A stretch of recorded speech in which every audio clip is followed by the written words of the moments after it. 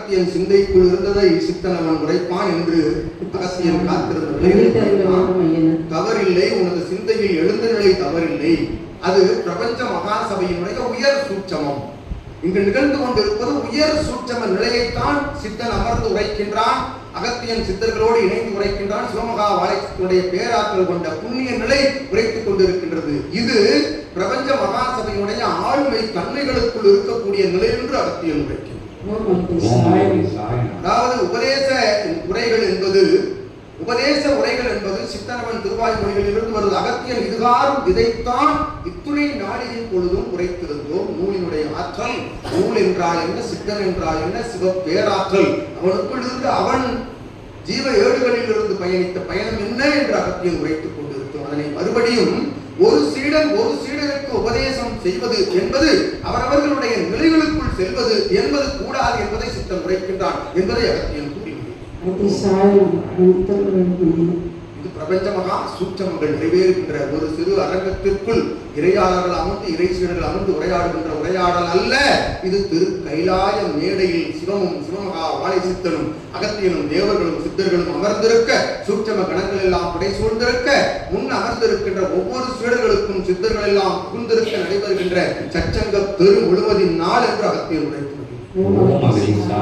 இந்நிலையைத்தான் சித்தன் உரைத்தான். தவறில்லை, நீர் உரைத்த அத்தகைய பகிரங்க நிலையை தவறு என்பதைத்தான் சித்தன் உரைத்து மகிழ்ந்தார்.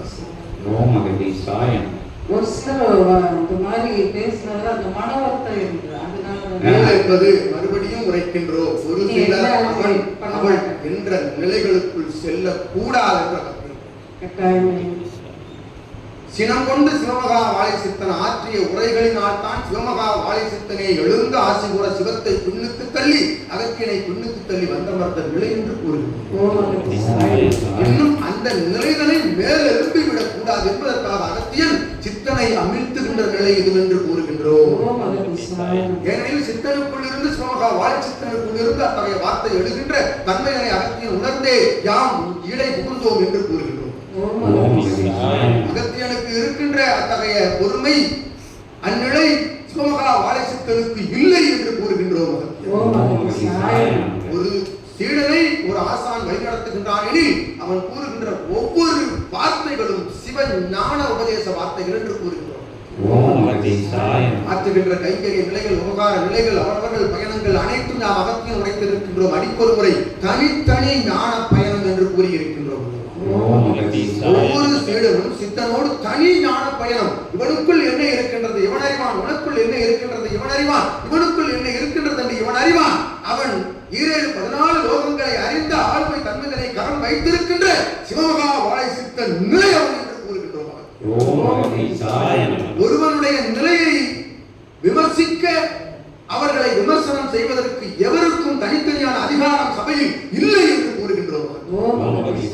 அவரவர்கள் தனி ஞான பயணம். உன் பணி, உன் ஞான பயணம் எது?